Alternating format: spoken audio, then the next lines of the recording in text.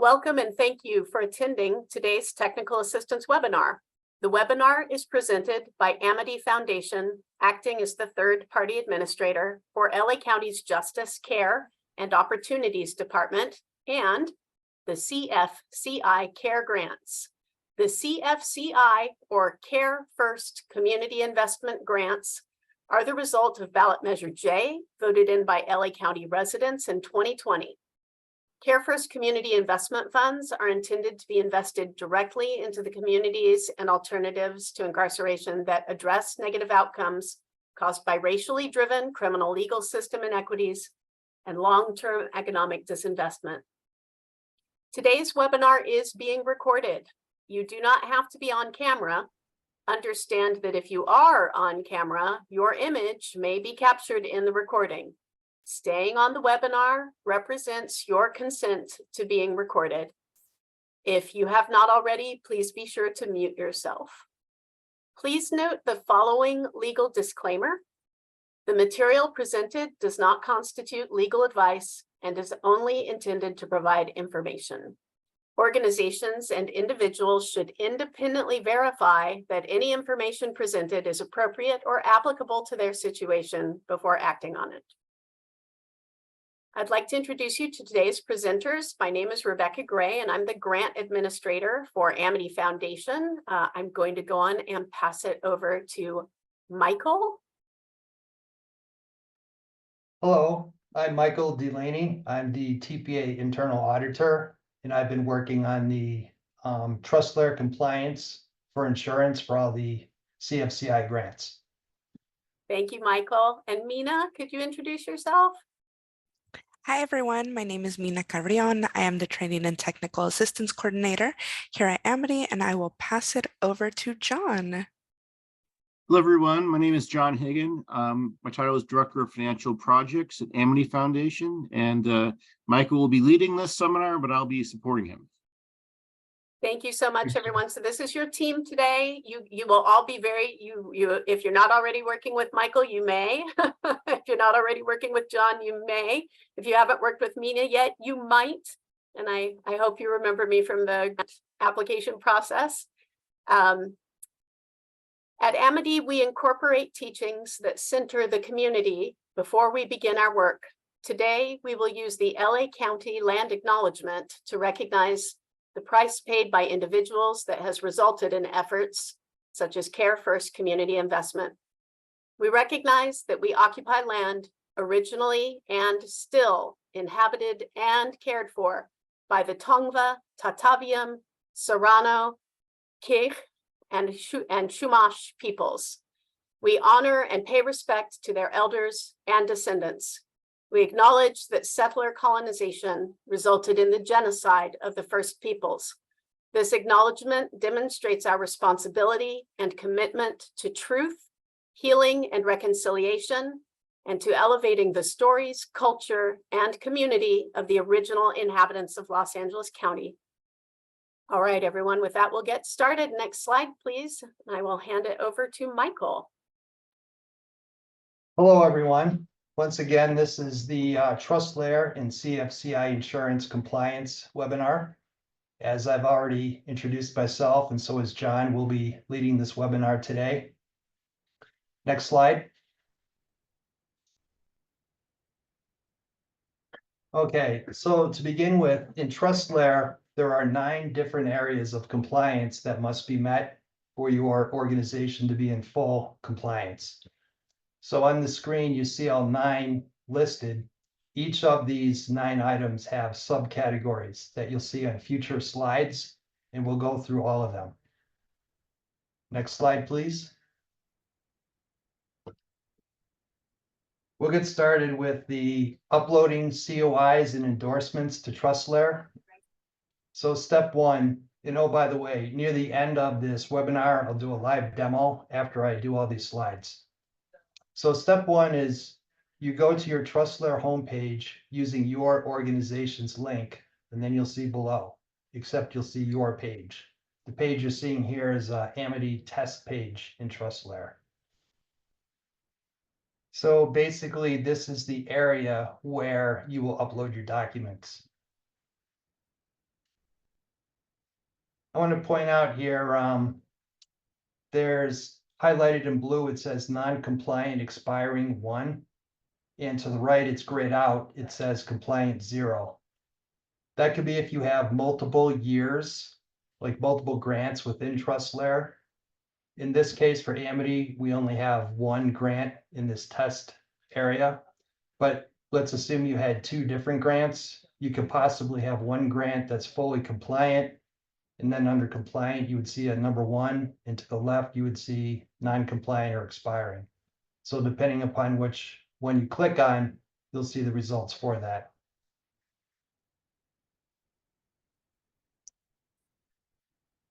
And then let's see, I wanted to mention that when I talk about uploading COIs and endorsements to trust layer, realize that they're different. A COI is typically a 1-page summary of your insurance, and an endorsement is a separate page that is provided in addition to the COIs. One of the challenges we've had getting grantees into full compliance is that we might get one or the other, but not both. So when you request your COIs and endorsements from your insurance agent, please ask for both. Next slide, please.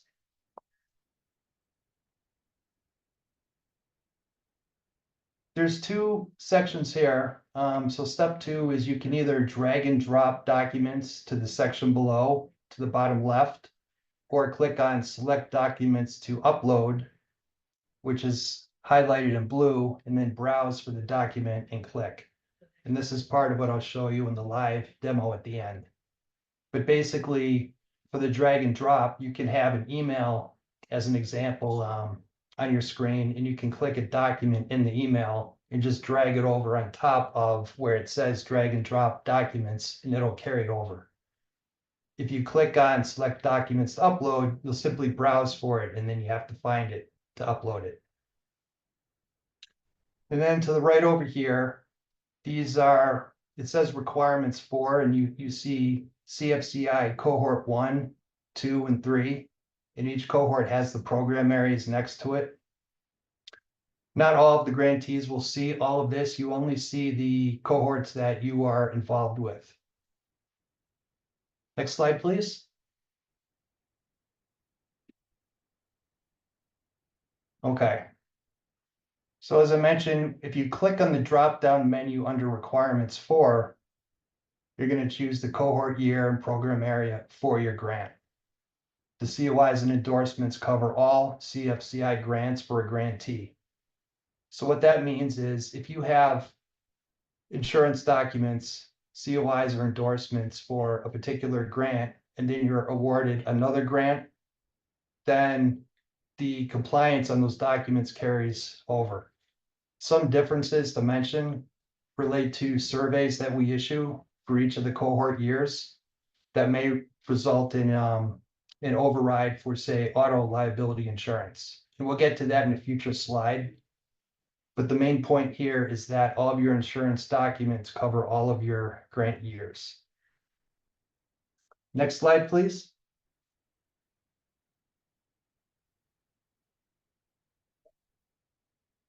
Now this part, insurance policy renewal and trust layer, per the contract between Amity and all of our CFCI grantees, renewal certificates shall be provided to TPA not less than 10 days prior to the grantee's policy expiration dates. So this is for you to be able to go into trust layer specifically to upload the documents on your own. We'll follow up on that behind the scenes if you miss your date, but the expectation is that all the grantees will figure out a way to do this on their own. And in the past, we've gotten insurance documents in many different ways. We might have gotten some of them emailed directly to me or to another email address, a grant advocate, etc.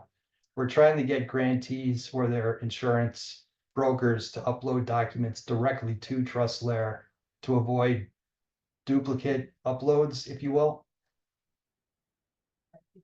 And I just mentioned some of this before, but basically, request COIs and endorsements from your insurance broker.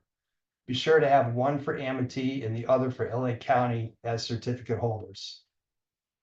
And I mentioned that COIs without endorsements are not sufficient for compliance. You need both. Next slide, please.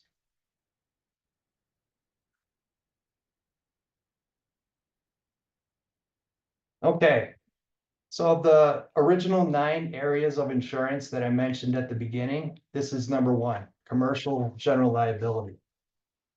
Now down here, I mentioned that each of the 9 categories has subcategories, which are called requirements in trust layer.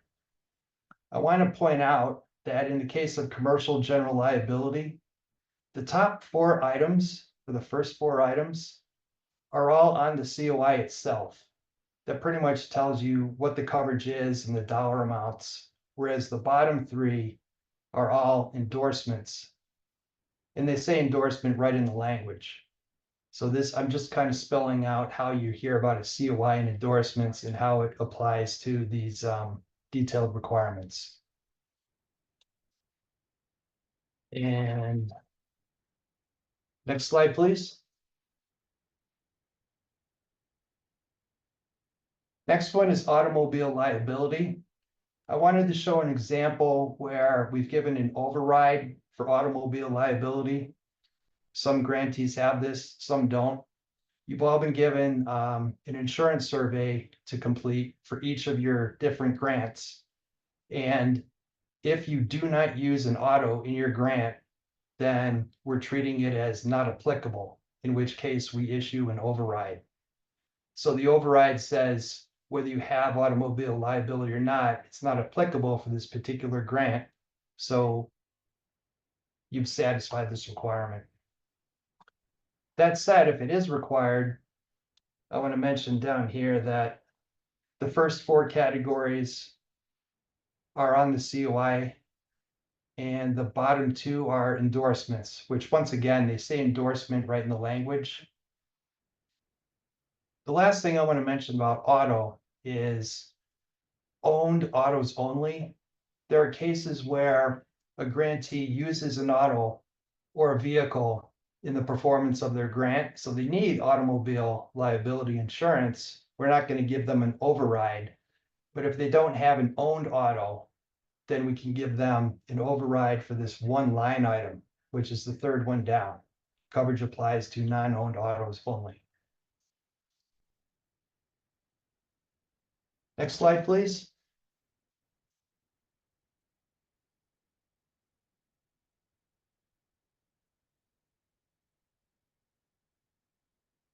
Oh, next slide. Okay. Workers' compensation and employers' liability. This is another area that's on the insurance survey. The main 2 questions relate to workers' compensation and employers' liability and automobile liability insurance. It's possible to get an override for workers' compensation, but if your organization has any employees or has any W-2 employees, then you are required to have workers' compensation insurance. It's been pretty rare that we've given overrides in this area. And in this area too, the top 3 items are on the COI, and the bottom one is an endorsement. One thing I'll point out is you might notice that the same endorsements aren't required for every single category. As an example, there's a waiver of subrogation that's required here, but we don't have an additional insured required here, just as an example. So you want to be careful to look at which areas do require an endorsement.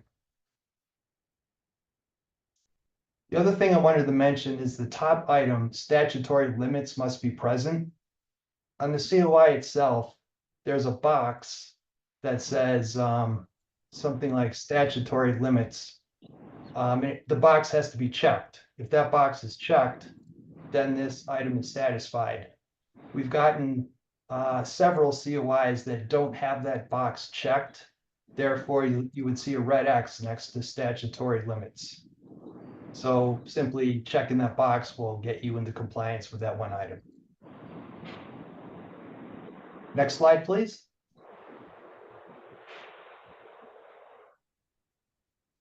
Professional liability.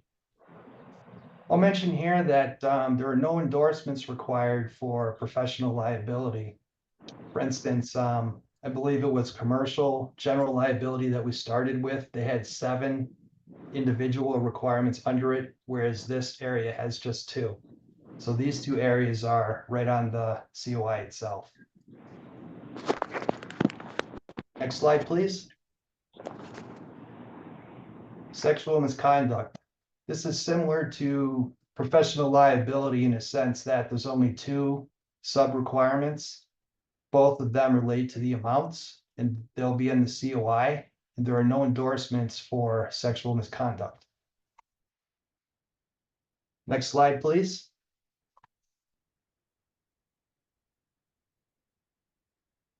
Additional requirements.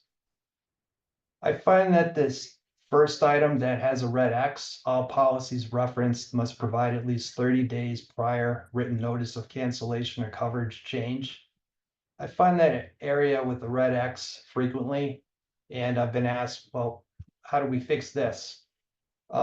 It's language that is usually put under the description of operations. It's kind of the bottom left-hand corner of the COI itself. If this language is put in there, then that satisfies this requirement. And then down below, additional insureds must include Epidaurus, DBA Amity Foundation in Los Angeles County. Next slide, please.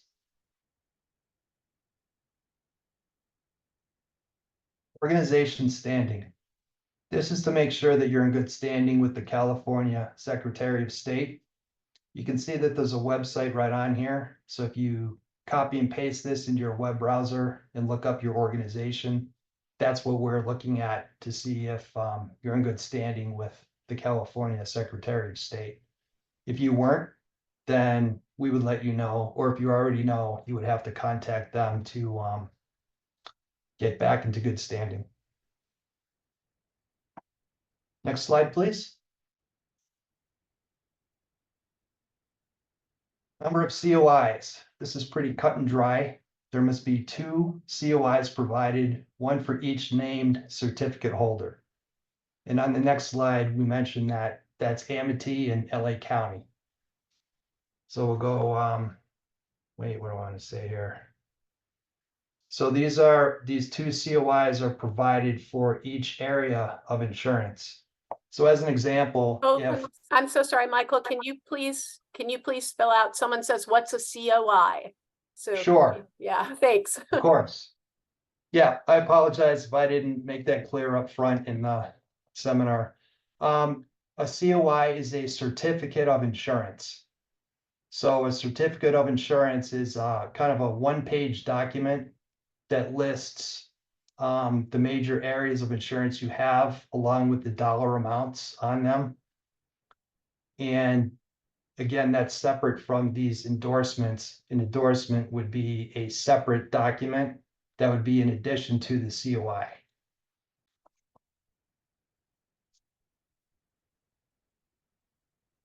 Does that answer the question?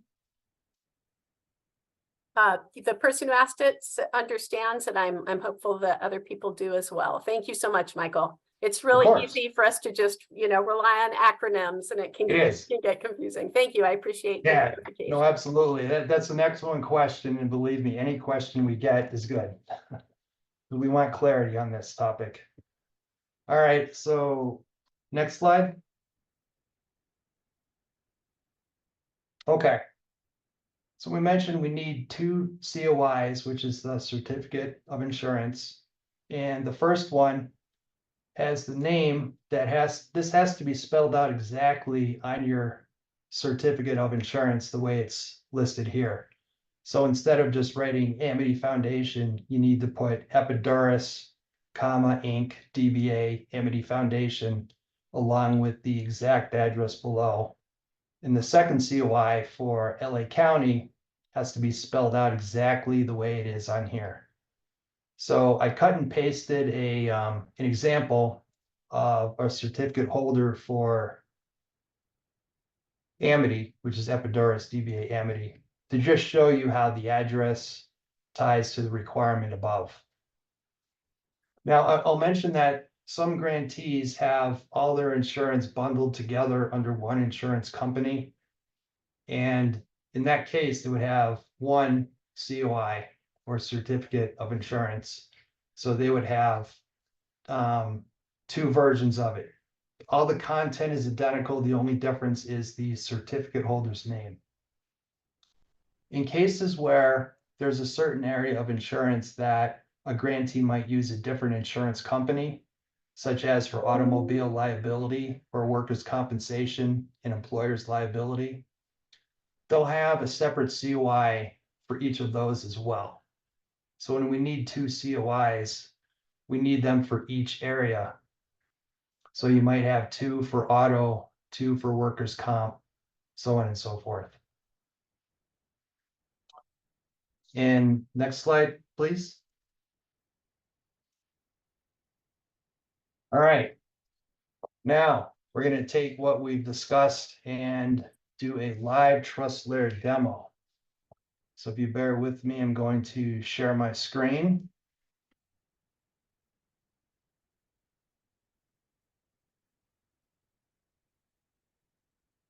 And Rebecca, can you see my screen right now? We I can see it. Looks great. Okay, that's great. So basically, what I have here in the screen to the left is an email that I sent myself with two documents on it, two PDF files. And the right-hand side of the screen is TrustLayer, the section where you would upload your document.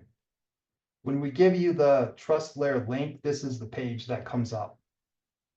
So as I mentioned, there's a couple of ways to upload documents. For me, the easiest way is to drag. So if I grab, say, test upload 1, and I bring it over here above drag and drop documents, you can see it listed here, test upload number 1 PDF. I can grab a second document and drag it over as well. And now you see them both over here. Then I click upload. Now they're here. So to the bottom right section, you see test upload number 1 PDF uploaded an hour ago, and you see documents below that as well. It'll give you the document name and when it was uploaded. One thing I want to mention too, at the very top with a yellow highlighted background, it says some of the documents uploaded for Amity team haven't been reviewed yet. Once Epidaurus DBA Amity Foundation will complete the review process, the fulfilled requirements will be marked as met on the list below. That ties at times when a grantee might give us some insurance documents and they'll ask us, is this okay? Are we compliant now? Well, it might take some time for the documents to be reviewed by our insurance compliance team. Once they are reviewed, that message will go away. So if you were to check back, say a day later, and the message is still here, that means the documents still haven't been reviewed yet. Hopefully, if you go back in a couple of days, this will be cleared up. But it all depends upon how many documents we get. Just as an example, we have, we're onboarding a bunch of new grantees for our cohort 3. So we have an influx of documents, which takes a little bit more time to review, just as an FYI. Now I want to show you a separate way of uploading them. If I click on this select documents to upload, then I can simply browse. So then I browse and my file explorer comes up. And I have this, then I find the document I want, double click it, click upload. Now it's uploaded again. One thing I wanted to show you is that I uploaded some of the same documents more than once. So TrustLayer will not recognize that you've uploaded a different document for a few different reasons. One of which is the name of the document might not be identical. So it's hard to tell whether or not they're the same. Another item I want to point out here in the live demo is that there's a a toggle button here that says only show non-compliant and expiring requirements. So right now it's showing everything. If I click this, it hides everything that's green or compliant, leaving just what's out of compliance. So it could be that if insurance brokers in here, they just want to see what they need to work on. So I find this toggle helpful for that purpose.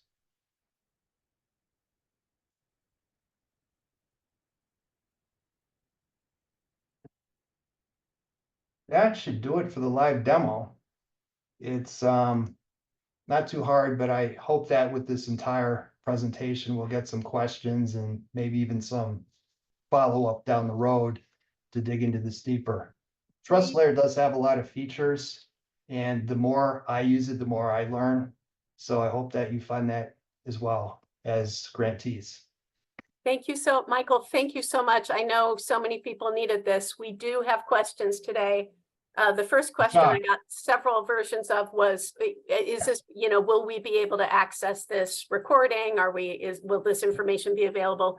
And the answer is yes, we are recording this presentation. And as soon as we have a link to share with you to watch it again or to share with other people at your organization, we had somebody say that they realized that the contact point for this was someone other than themselves. We will make that link available to you as soon as possible. Mina, do you want to go back to the slide presentation, or, I mean, I get this. I don't think we need to. If you have questions, please put them in the chat. We try to take our questions in the chat, so we have a written record of all the questions that were asked, and if we miss something, we can go back and answer it later. The first question I have, and I think this is for Michael, we were asked to upload our COI when we first received the grant months ago. Will we be notified if it's not in compliance? Yes, you will. So we might not get to it as quickly as we would like to. We have a team that is working on this.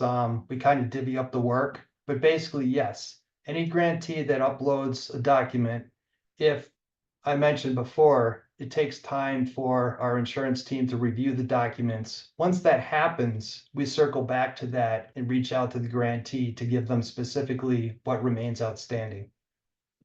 And by the way, the other thing that you can do is if you click on your own Trust Layer link, you can go in to see just kind of what I shared with you in the live demo, what is compliant and what is out of compliance.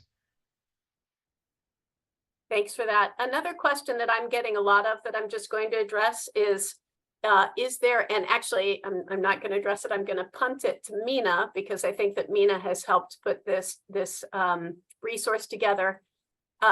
Several questions along the lines of, is there going to be a contact list of grantees for us to use, or is there going to be a way for us to get in touch with each other? Mina, can you talk about the of resource course. handbook? So if you actually go to our website, amityfoundation.org/amity-u, I can actually put it in the chat.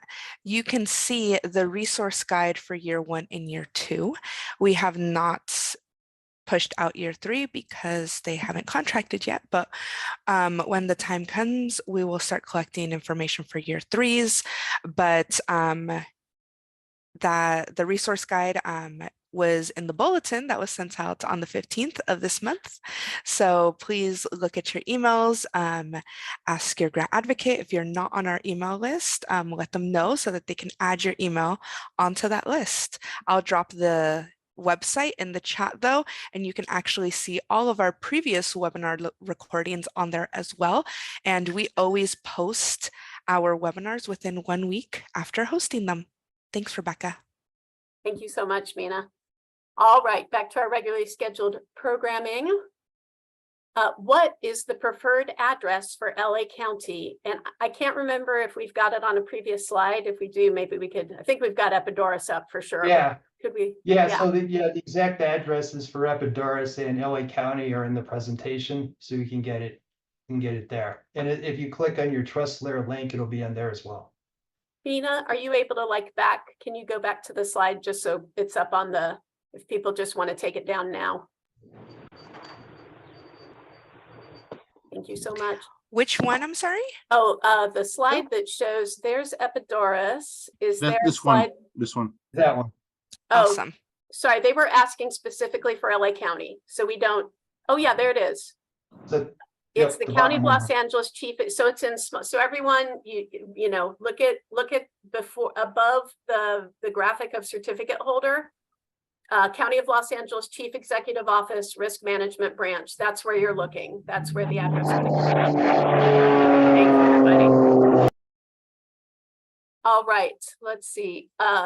Shannon asked, how long does it take for a response? We downloaded the documents a week ago and it is still all red X's on trust layer. It could be a couple of things. If it's red X's in trust layer, it could be that the document hasn't been reviewed or that it has been reviewed, but it's still not in compliance. Is there a way that, can people tell a difference between, you know, like if they're still seeing red X's, should they check with their grant advocate whether or not their documents have been looked at yet? Or how can they find out if they've actually been? You know what I'm wondering with the live demo I gave at the very top, like if you click on your trust layer link to bring up your own page, at the very top, it'll say some of the documents uploaded haven't been reviewed yet.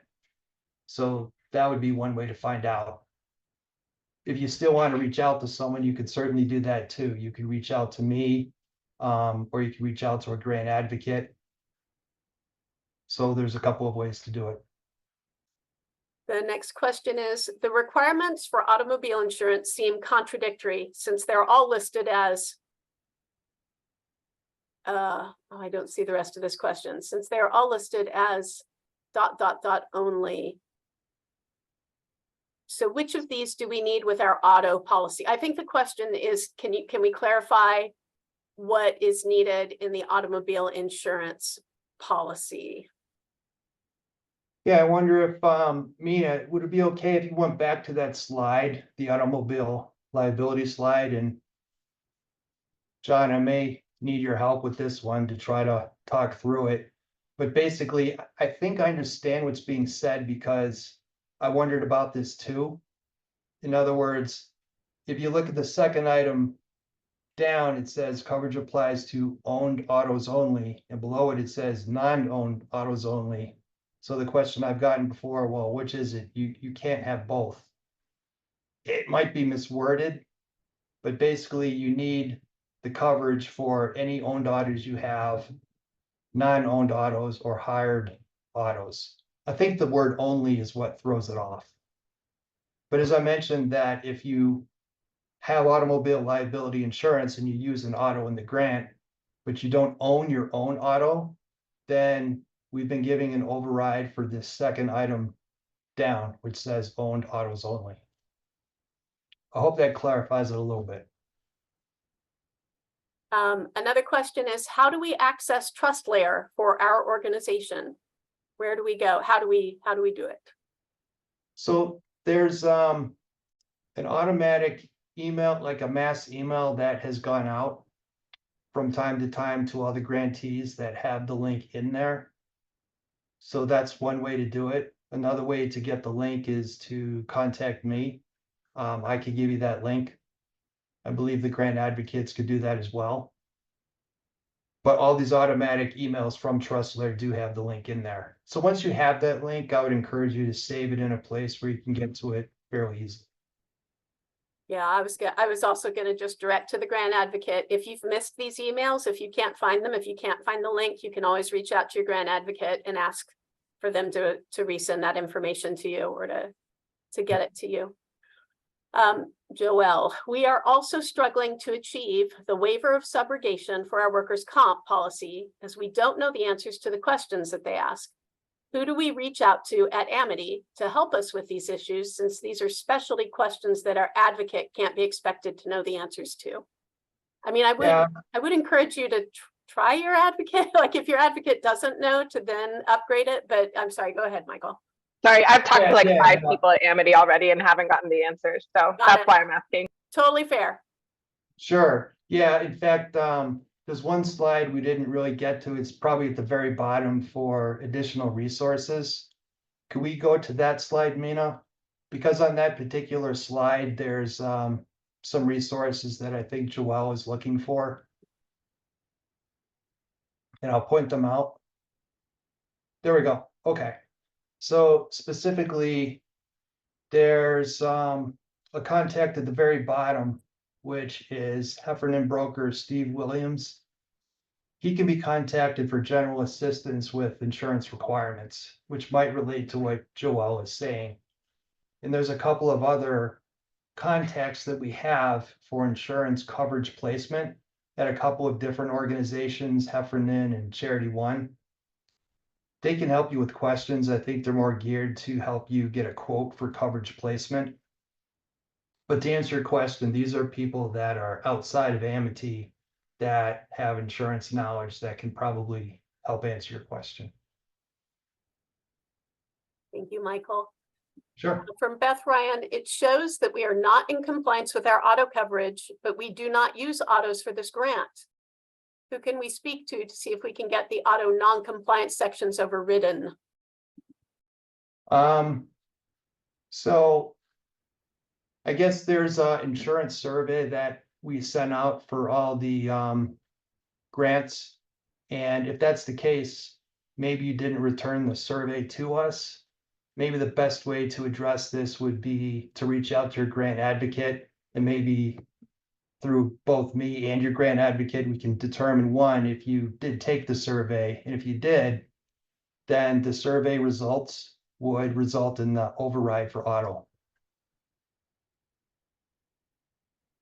Thank you. Carrie says, I was told by my insurance company, Charity One, that because the company vehicle is not in my company name, they cannot insure it. What do I need to do now? So it sounds like, Carrie, it sounds like your auto is in your name, maybe not your company name. Any ideas for Carrie? I don't, that's probably beyond my technical expertise. I'm not sure. I suppose, considering that came from Charity One, based on the additional resources, I suppose you could reach out to someone at Heffernan, perhaps Steve Williams, and ask the same question, and they might have some professional advice for you. Yeah, I feel like Charity One is pretty good at a dialogue. I feel like they might, you might be able to work with them to surface a solution. Ask them what you're supposed to do in that case then, if you are using your automobile for your participants and it will need insurance, what would they recommend? I just want to add to that sometimes these insurance questions get very complicated, very specific. So like Michael or I may not know that question, but or a particular question. So, but our rule is to serve as a conduit to get to the right answer, to get to the people. We do have resources available to us who can help provide those answers. So we just want to first acknowledge sometimes the difficulty, but then our role is to serve as a conduit, so to work with you on these issues. So yeah, we'll do the best we can, and we'll work to help find the answer with you if possible. Diamond Mosley asks, does each policy need both entities or one? I think Diamond's referring to the COIs, and as I understand it, one COI needs to have Epidaurus's name and address information on it, and a second COI needs to have LA County's name and information on it, as was presented in that previous slide. So it's that is correct. Yeah. Okay. So two separate certificates of insurance showing the additional policy holders. Yes, and that's the only difference between the certificates. The content of the insurance on the certificate is identical. It's just the certificate holder that's different. All right, let's see. Dr. Ellis, when is the very last day that we must be in full compliance with insurance? Was that last month, maybe? Michael, do you want me to take this? Sure. Okay, so all three cohorts, there's been 3 cohorts so far, are all invited on to this call. So it's so for cohort 3, who just recently learned, you've been accepted for this grant. We need, so in order to enter into contract with you, which we want to do in June, we need to have, basically it's ASAP. It's ASAP across the board. So for the cohort 3, we need it in order to enter into a contract with you. For cohorts 1 and 2, it is required now per your contract grant agreement, right? So that's the answer. It's right away for all groups. And I do want to add that we, when you submit a certificate into TrustLayer, we are working to turn that around within a couple of days. Certainly within no more than a week. So that is something we're highly aware of, and that we're working on to speed up our processes for that. So. Thank you for that, John. All right, Alex Karimi, we are having difficulty finding an insurance company that can satisfy these requirements. Can you help? Yes, I think that, well, back to the additional resources, I would recommend contacting the 2 brokers that I list here, at least as a starting point. We're not recommending that you go with either of these brokers necessarily, but we're trying to provide you with some resources to get started. They could possibly give you a quote, and they work with other grantees that are in full compliance here. So in theory, they should be able to help you. Hi, Michael. Yeah. I'm sorry. This is Nesty from STV Counseling. I have Dr. Karimi with me. We typed that question because we contacted Charity One as well as Heffernan. We send our finances, everything. Then they asked loss run report. We sent it for 12 years. There was no claim filed against our company. They told us, you guys are low risk. We cannot insure you. I don't understand. If we are low risk, isn't it better for them so we don't impose a risk? So most insurance companies, they offer a lower cost because 12 years we had no claims done. So they told us they can't insure. I have the emails between Heffernan and Charity One. I can forward that to you. And they are not able to insure us. What do you recommend? And Well, that's a tough one. John, do you have any? Well, Yeah, it sure, I'll sounds- take it. It sounds like we need more detective work first, because I've never Yeah. heard like that's not a reason to not insure you. Yeah, we haven't, again, we haven't seen this situation before. Please forward the emails to us. The emails for Michael and I are at the beginning of the presentation. Also, I would ask though that 2 things go out to the group. 1, the recording, but 2nd, just the slides themselves. So people can flip through quickly and not have to go through a whole recording. So thank you. Okay, I'll go ahead and send the email after the webinar. Thank you. Thank you. Mina, maybe could we put up the slide that has Michael and John's email addresses on it? I have gotten a couple of questions, and I'm just going to kind of roll into this. We're having trouble communicating with our grant advocate, but Pyle, I have a couple of things, kind of long text here saying we've gone back and forth. We cannot figure out what we still need. It says we're compliant in years 1 and 2, but not for program area 8. Don't understand how that's possible. Any suggestions for helping clarify some of these, communication snafus? I'll jump in there. Please deal with Michael and I directly, just on when you kind of get in these difficult situations. So just forward us the summary of your situation. I send it to both of us, and we'll work with you to resolve. Agreed.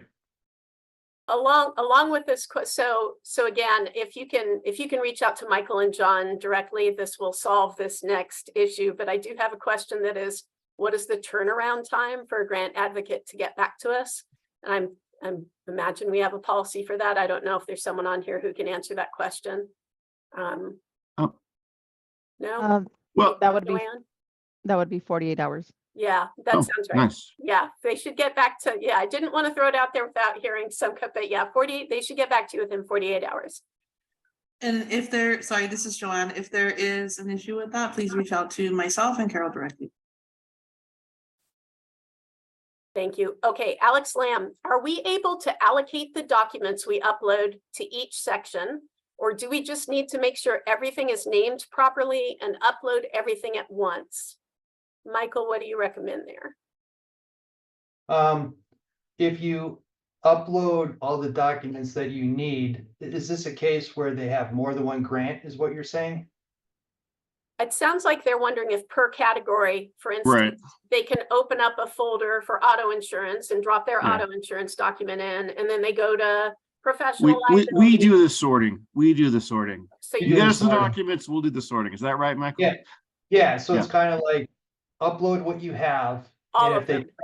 yeah, all of them. And if they cross different grants, we do the sorting and consolidating behind the scenes. All One right. thing I would mention along with that is when we spoke earlier about uploading the COIs and endorsements, that is preferred over uploading the entire insurance policy, which could be about 40 pages long. That is one of the reasons why it can take longer for our insurance team to review the documents.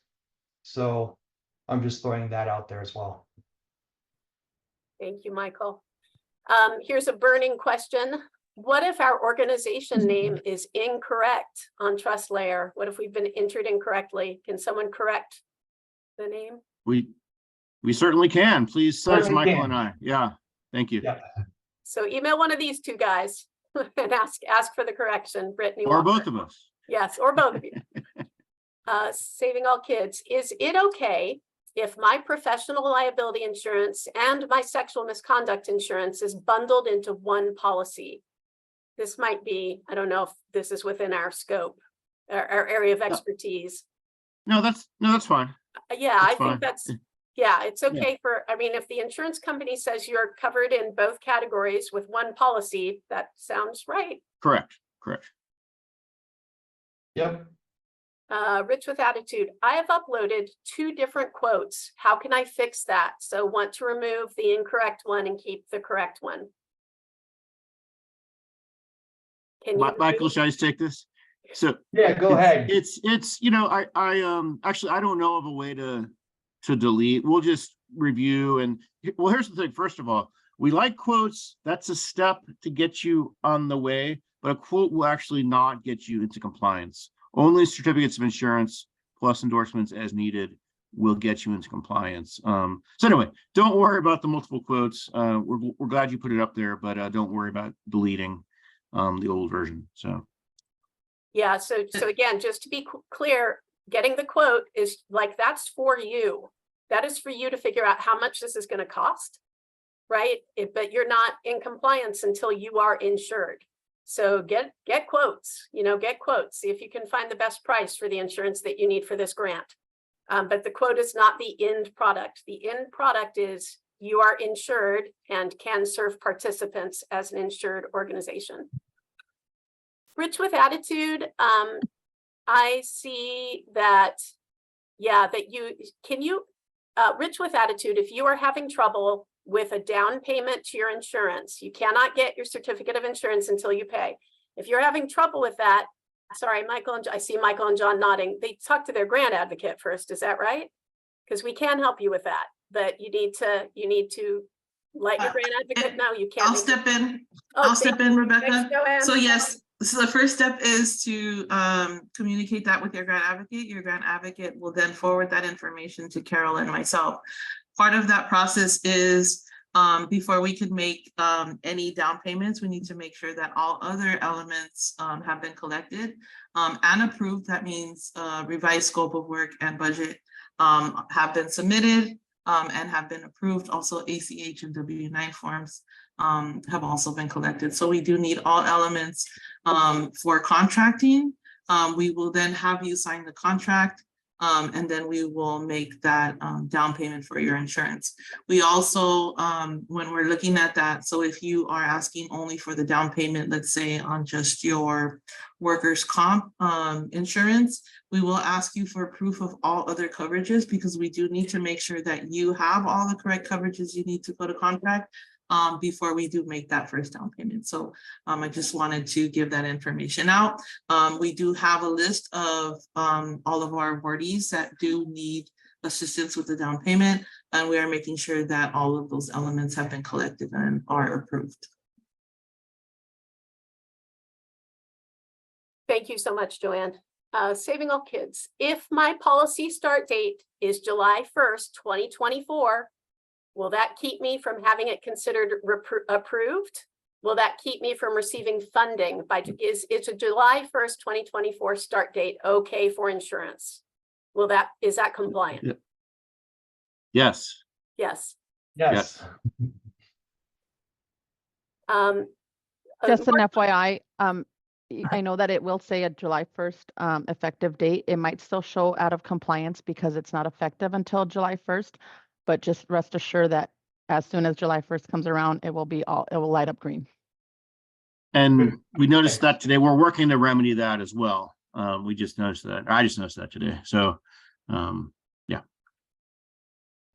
Also, just a couple of other, like, we've had a couple of other, how am I going to, will I receive this recording? Is this webinar being recorded? Will we get this slide deck? Yes. Yes, you will receive a link to the recording of this webinar. You will receive the slide deck as well. And also more questions about how my information is wrong in trust layer, my contact info, my email, the spelling of my organization name. Please reach out to either or both of the emails currently on your screen right now. Yeah. That's Michael Delaney or John Hagan. They can make that correction in trust layer for you. Correct. Hi, my question, my name is Dawal. My question is, do we need two separate COIs for for liability insurance as well? Oh. Or just for the workers' comp? For each type of insurance, yeah. So if it's say you have commercial, professional, sexual misconduct, that could all be in one certificate. You would need 2 copies of those. If workers' comp is with a different broker, you would need 2 copies of your workers' comp. So, yeah. Okay, understood. Thank you. We have one, we applied for assistance with our down payment for insurance. We applied for this assistance about 3 weeks ago. How long before we are notified? That might be a Joanne. How long, like, I guess we still have a list of pending organizations we're helping with the down payment on insurance. We do have a list of pending. I will take a look at that where you are, and I will reach out today with an answer, John. Thank you. Rebecca, before you go on to the next question, we are at 2:57. This is going till 3, so I do want to be respectful of everyone's time. If you do not have any questions or you don't care to listen to the other questions, feel free to log off. We appreciate you jumping on. Know that next week we will be here again at 2 o'clock. As always, we will be doing a Budgets with Bradley with Rebecca and myself. Anyone else who still has questions, feel free to stay on. We will be here to assist you. But all right, Rebecca, go on with the questions. Actually, I think we are at, okay. I do have another one. So again, if you're having trouble contacting your grant advocate, it is time to advance it to Joanne and or Carol Maureen. So I've responded to those of you individually who are having some trouble with the email address for Joanne and or Carol. All right, here's another one. Oh, is there, okay. So providing that all elements of compliance are met, is it possible to get an advancement from the grant funding advancement? So I do want to clarify that these are advanced funds. Almost all, I don't know of a single government grant, I can't think of one, a grant or contract that pays you before you deliver services, but this one does. Most government grants ask you to commit to 3 months of services that you provide, and then you bill the government. For this grant, you get the money first, and then you're supposed to be providing services. You should receive your money first, and then you will, so there's no advance on your advance. You will not get any funding before your contract start date of July 1st. If that makes sense, this is already an advance. Just for insurance, though. Oh, for insurance, we will help Right. you out with a down payment. Yeah, right. but that's different. That's, yeah. So Rebecca, can we go over if people want to go over for Q&A? Is that allowed, or are we just going to do a hard stop? Oh, we can, oh no, we can, yeah, if I can stay, everybody who wants Okay. to stay is welcome. I can stay. Okay. Okay, Michael, yeah, great. We'll stay if, because we want to be helpful to you in this process, so. Yeah, we know this Yeah, can be confusing. but nobody's required to stay. Can you tell, okay, here's a question. Can you tell me how the additional insureds are different from the COI holders? Can you tell me how additional insureds are different from COI holders? I do not, I'm not sure what the difference is there. Michael, you want me to try? Yeah, you can try, because I've been Yeah, trying. And we can also, like, we can also punt to like the insurance professionals It's- to definitely it's tell fine. you. Yeah, But go ahead. I'll Yeah, answer go as for it. far as I understand it. Again, it gets into the more complicated aspects of the insurance, but in general, your organization is the insured, right? And you will have one and more insurance policies, right? And then the certificate holder is just showing that they're being acknowledged as you're showing to them that you have a certain level of coverage, right? That's the level I understand. And if you want to put it in the email to us, we can we can follow up with the experts on your particular nuance you want to know beyond that. So Great. Let's see, I have another one here. That is a great question. Thank you. So this really isn't relevant to today's webinar. I don't know if we can address this here. I do want to acknowledge that I saw it. This is Denham Overhill. Will payments be delayed if we are out of compliance? That is a really big stick. Like, we don't like to use big sticks. We prefer to give you some carrots, but finally in the final, like, if you're out of compliance, you will not be paid. Like, that's the bottom line of any contract. And that it is a possibility that your funds are in jeopardy as the longer you delay compliance. yeah, and I want to say that same thing with slightly different language, is that yeah, so we've been authorized to communicate out, your grant funding is at risk. We've not yet had to terminate grant funding for compliance not being compliance, but we're definitely talking about it, and so we're trying to work with you to give you as much information, basically help you to get into compliance. Now, the cohort 3, who just recently found out, hey, you've been awarded this grant, we cannot actually finalize that. We can actually enter into a contract with you to get you to where you can get your first payment without getting into this insurance compliance. And if you've been with us longer, cohort 1 or cohort 2, similarly, you need to get into compliance in order to keep the payments flowing, right? And sometimes another question we get on this is, well, this level of specificity, when we first started out, now you're being more specific about what you're asking. So that may be a communication issue on our side, but what we're communicating is what's in the grant agreement, which again is like 12 pages of legalese, but we're following the grant agreement. So anyway, that's the, and we're trying to work with you to get into compliance. So that's the word. Thank you. Thanks for that clarification, John. Is Mina? I don't know if Mina had to drop off. Mina, are you still here? Oh, yeah, good. Can you throw up the slide one more time? I still have people asking for John and Michael's contact information. Brian Silva, I'm talking to you. If you have had a change in leadership, if you need to make any changes to your trust layer information, your organization name is spelled wrong, the contact person should be different, any of that stuff, please contact Michael and/or John. All right, I do have another question. Okay, so Zena Washington, this one's difficult because I don't know how much comparison shopping we have done individually. the insurances you're asking about are notoriously the most expensive coverages, and we recognize that they're expensive. So here's the question. We have a new policy with general liability, auto and workers' comp, all at acceptable limits.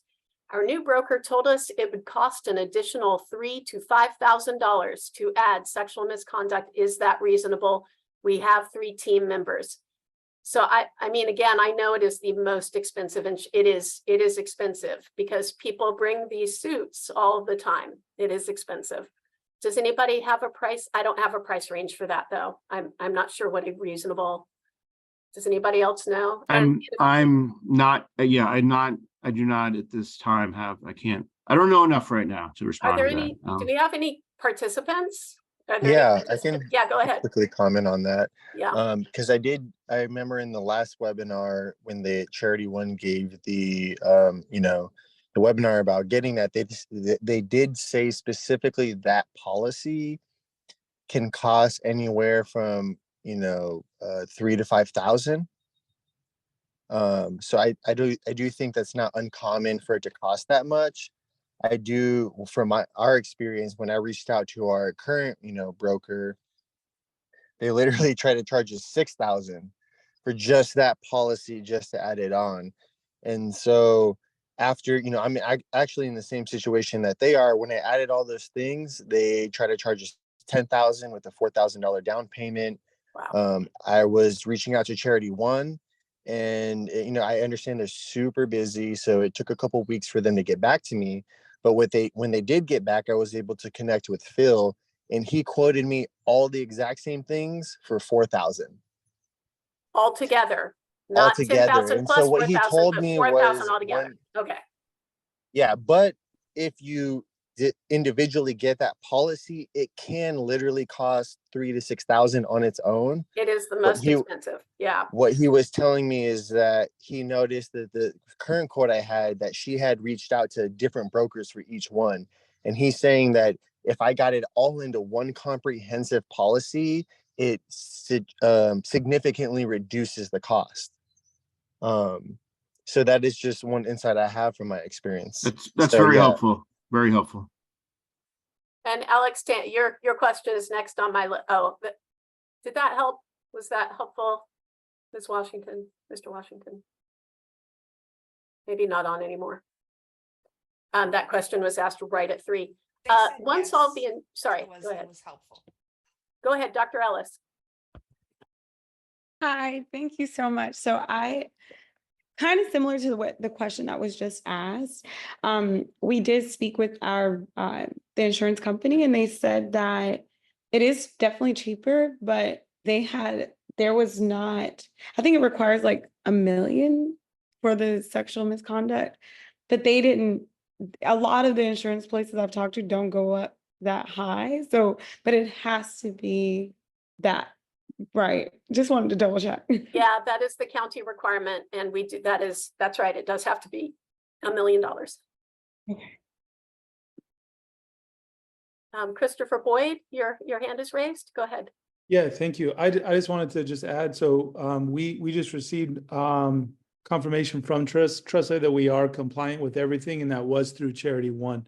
So they were through everything. We have only about 5 people in our organization. So like a lot of these other folks are talking about how small their organizations are, but Charity One was able to get everything to make us compliant with TrustLayer. And I want to say it's probably about 5,000 to 6,000 with everything: workman's comp, cyber liability, sexual misconduct, and everything. Yeah, Super I don't want helpful. to be. Yeah, right. you. I don't want to be an advertisement for Charity One. At the same time, they have been, in my experience so far with this grant, they have been the most helpful. Yes. Yeah. Thank you. Okay, sorry, Alex Lamb asked, what's the approximate timeline for the first disbursement? So contract starts on July 1st, and I believe payment will be in place. If you can't start services without payment, right? So if your contract starts on July 1st, is that true? Is it a July 1st go date that services could start on July 1st? Does anybody know the answer to that?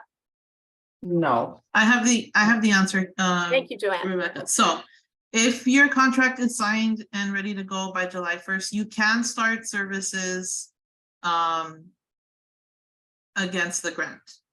Payment will likely not come until 30 to 45 days after that. Hope that answers the question. I heard an answer there, 30 to 45 days. Once all the insurance requirements are met, what is the approximate timeline for the first disbursement? 30 to 45 days. Let's see. Dr. Ellis, is it possible to reallocate grant funds to insurance? Yes, if you should be working with someone on a budget modification now. Are you Dr. Ellis, are you a new grantee, a year 3 grantee, or are you? Yes, I am. Thank you. Yeah, so you should be, so you can work with your grant advocate, but now is the time to change that, but change your budget to show what you need. Thank you. Sure. So once again, Virginia Reyes, you can start, once your contract is signed, you can deliver services, but at that point you'll be delivering services against this grant, right? You won't have funds in hand from this grant. Funds in hand will come 30 to 45. So we're talking August 1st to August 15th is when you can expect your first payment. Sam quotes, wow, insurance went up about 10,000. Yes. Yeah, Sheila, I hear that. Moonwater Farm, the broker, I think Moonwater Farm is asking about who's the insurance organization we're talking about. We're talking about Charity One. We're talking about these these bundled, slightly lower insurance costs. That's Charity One, and that's in the additional resources slide, which will be provided to you. For sexual misconduct, are the amounts 1 million and 3 million? On trust layer, it's saying 1 million and 1 million. John Sure, it's 1 million, 1 million, 1 million, so which means 1 million per claim, 1 million aggregate. That's right. 1-1. That's what it is for sexual misconduct. Yes. That's correct. 1-1. Yeah. Yeah. If you have 1-3, you are well covered, but we are requiring 1-1.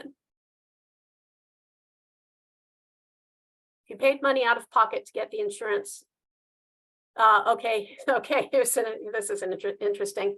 If you paid money out of pocket to get the insurance going, can you have that amount reimbursed to yourself from the grant funds once they are dispersed? I mean, if you have a line item for insurance in your grant, that money is supposed to go to insurance. This is not retroactive. You cannot, it's for insurance payments going forward. I hope that makes sense. Wait, really? Well. Yes, that's correct, Rebecca. Yeah. They can only start off of 7/1. Yeah, so any receipts you have after July 1st can be applied to this grant. Okay. Yeah.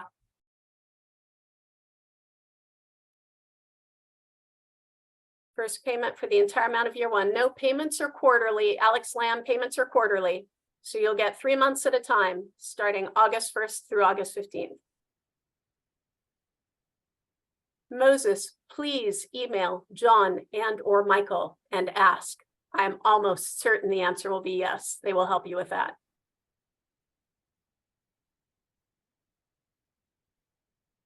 Thank you so much. Sure, thank you. Thanks for being here today. Michael just dropped his email in the chat. Is there a formal process to apply for payments before July 1st? I was told we could get funds. So just to be very, very clear, this is a Moonwater Farm question. If you cannot pay to get your insurance going, if you cannot pay for that out of pocket now before you contract, Amity can help you with that. We will remove that payment from the grant amount you will get in your first payment. But we can pay now, take that amount from your grant, and you will get your first payment amount from the grant between August 1st and August 15th, minus that amount we fronted you to pay for your insurance. I hope that made sense. That was good. Yeah. For those of you asking who the broker is at Charity One, we have Philip Shelby, insurance consultant, Charity One, in the chat for you. John Hagan has also dropped his contact information in the chat. So just to be clear, Amity will not give you funds for any other services, or it's only for the insurance. If you cannot get the insurance you need to be in compliance because you don't have the liquidity you don't have the cash to get your insurance squared away, we will help you do that so that you can have your contract start on July 1st. Oh, I'm so sorry. Moses, you have your hand raised. Go ahead. How can I save the chat? I mean, there's a lot of information there, and Oh, I don't see where I'm able to save the chat. How can I get that? Yeah, I mean, I think so. This is kind of difficult, right? This is a public government grant, and any Okay. webinars we give as a public government, as a third-party administrator for the government entity, we don't make the chat of I can't make the chat available to everyone. Mina, do you have a solution for that? Is it possible to? Sorry, go ahead. We provide the recording. If there's something specific that you need that is in the chat that you find helpful, I would say contact your grant advocate, and we could try to pinpoint exactly what it is in the chat so that we could send to you. Yeah, I'm sorry, but I know there's a ton of I would just be copying and pasting all of this into a Word document. That would probably be my strategy. I'm sorry, I know that's not very helpful. But again, we can't, if there's something in particular you heard here today that you need help chasing down, as Mina said, please contact your grant advocate. We will find it for you. Okay, that's great. Also, when we get the video, the chat should show up as well. Yes, I believe it should. Yeah. I think that's true. I'm not 100%. Yeah, not 100% sure about that. Okay, thank you so much. Moonwater Farm. You can also scroll through the chat and take pictures with your phone of whatever's on your screen, or screenshot it just to capture the information. I love that. Yeah, you can take pictures of the chat. I'll be here on your computer. I'll stay online until okay, if you're on your phone, I guess that might not work. Oh, you can save your screenshot. Yeah, screenshot. Yeah. Sorry, Daisha, I will get to you in just a second. Moonwater Farms is still asking about, just to be clear, Moonwater Farms, if you need a payment if you need help acquiring insurance, if you do not have the cash to get your insurance right now, talk to your grant advocate. There is a formal process, but you need to talk to your grant advocate first and tell them that you need help you need help paying for your insurance up front. And that will start that. Sorry, go on. Daisha has a raised hand. Hello, it's Daisha. Thank you so much for all of this. Yeah, no sure. problem. Thank you for all this awesome information. Forgive me for repeating this question. Can you repeat how we will access the video recording of this? Oh, we will send you a link. Oh, and also, Mina, do you want to pitch the newsletter again? Yes. So the recording will be posted on our website within 1 week of us hosting this. The website is actually also in our bulletin. So if you receive emails from me, you should be on our mailing list, and you would get that bulletin every 15th of the month. If you are not on the mailing list, I really recommend that you give your email to your grant advocate so that they can add you onto the list of emails. But it is on our website, and I can drop that website again into the chat. All of our recordings are on there, our internal resource guide with all of the organizations from year 1 and year 2. Our webinar calendars are on there, our grantee spotlights, grantee flyers. So if you guys are sending flyers to your grant advocates, we also post those on there. And yeah, just some resources and a little bit about each team member of Amity as well. So go visit that website. There's a lot on there. I want to tell everyone, thank you so much for contributing to this conversation, for sharing resources, for having dialogue. This is what community building is all about. And we deeply appreciate the shared knowledge. So I think that is it. Yeah, I do too. He wrote it to me, but I'm going to share. Michael wrote me a comment that says, I like how grantees gave other grantees helpful information during this webinar. I like it too. Thank you so much. That That's, I think that that's the heart and soul of this work. All right, I'm gonna put the heart, gonna throw my heart up there. Thank And you I so think much that's everyone for the your time. end Go on, of Mina, close us out. questions. Yeah. Yeah, of course. So thank you everyone for staying on with us. We really appreciate the time that you took being here. And sorry if it was a little hard to get on. We were unaware that we had a Zoom cap of 300.